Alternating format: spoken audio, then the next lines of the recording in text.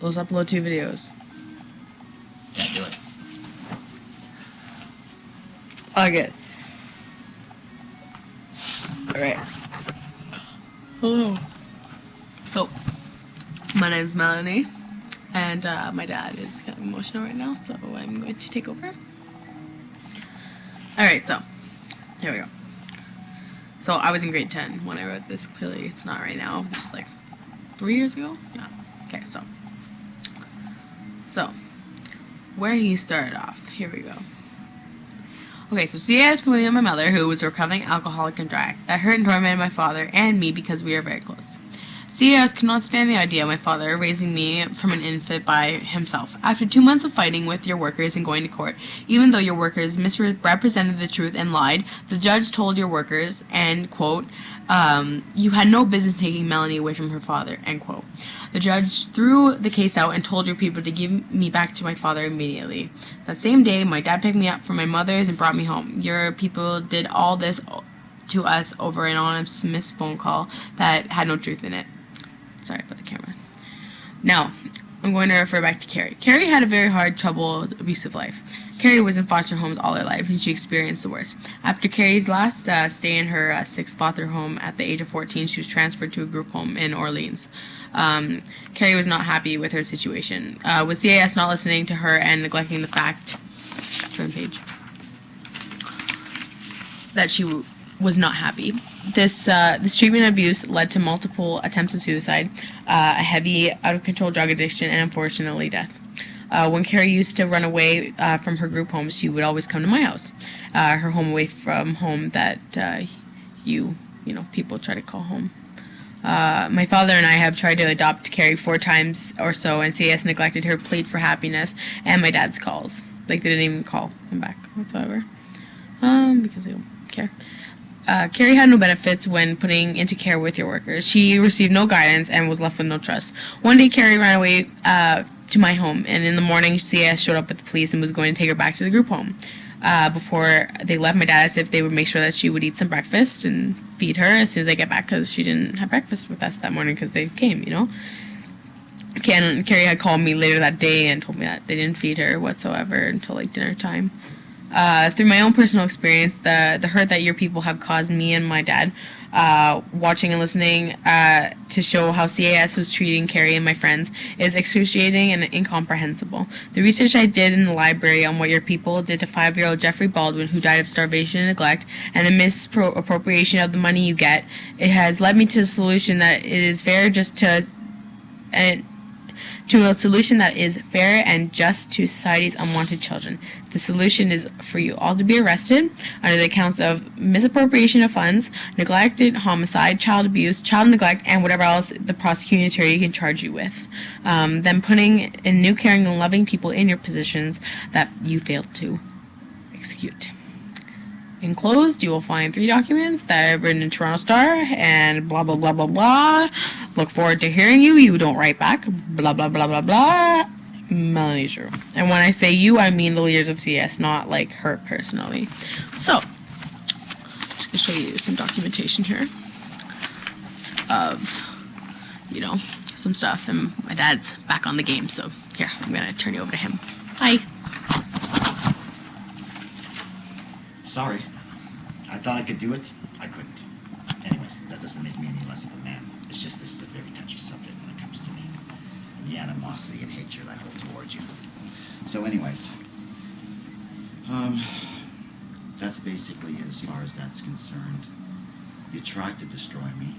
You took your best shot. You lost. I have a very good lawyer. He understood me. He believed me. I loved John like a father. He's sort of like a surrogate father to me. Have the utmost respect for that man. I'd do almost anything for him. Oh, and by the way, John was so kind, he didn't charge me a cent to represent me. Just to let you know. He took the ticket from legal aid. I don't even think he cashed it in. Maybe he did, I don't really care. He's a hell of a man. Hell of a lawyer. Has heart. More than I could say for most of you. So anyways, Children's Aid, I'm just curious now. How many children, because you're not in the papers or anything, and I know you're all hush-hush, and When I asked you for the records the other day, you told me you were above the law and I don't get access to what happened in the case, but then again, you changed your story. The lady I was talking to, and all of a sudden I'm getting the applications for Melanie and myself, which we signed, which we sent back. I want those documentations I told you in your letter. I want everything that I'm entitled to. I expect to see it. And then you told me, oh, you didn't have the resources to get these documentations upright. Well, I gave you the year to look through. I think, you know what I mean, with all the wasteful money and the incompetence of your society, from my experience, you can take care of this. So get on with it, please, so I can get on with writing the book that I want to write. I'd like to ask the public to write to me about your stories of how Children's Aid have destroyed your children, taken them away, all the false allegations. I'd like to also hear from you in regards to the police involvement, because I remember one time in the apartment on Carling Avenue, I was, you know what I mean, hyped up. Melanie was, I don't know where Melanie was at the time. I was making a cardboard boxcar with like a flowering pot plant as a steering wheel. There you go. Anyways, they come, Children's Aid comes, and the cops are there, and they're always into, do I have weapons? Well, the Children's Aid workers standing there, all tough and everything like that, authoritarian, and the cops are there to back her up, of course.